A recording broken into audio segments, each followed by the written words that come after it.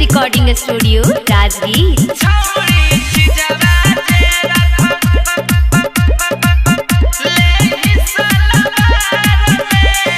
लगो ना हमारा से प्यार करोही तबे तू छोड़ी इनकार करोही, तबे तू छोड़ी इनकार करोही।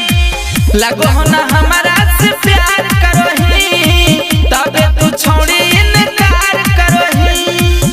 बीत जाए छूछे हमार टाइम बेकार में, हाँ टाइम बेकार में।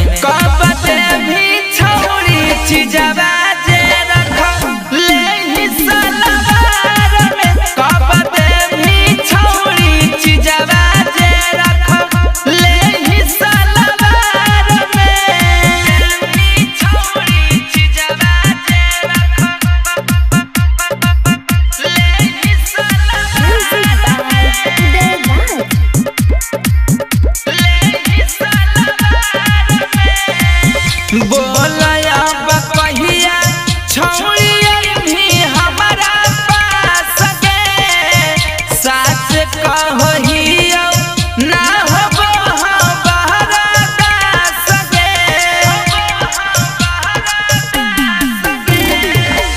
बोलया बकहिया छोड़िए भी हमारा पास के, साच कहियो ना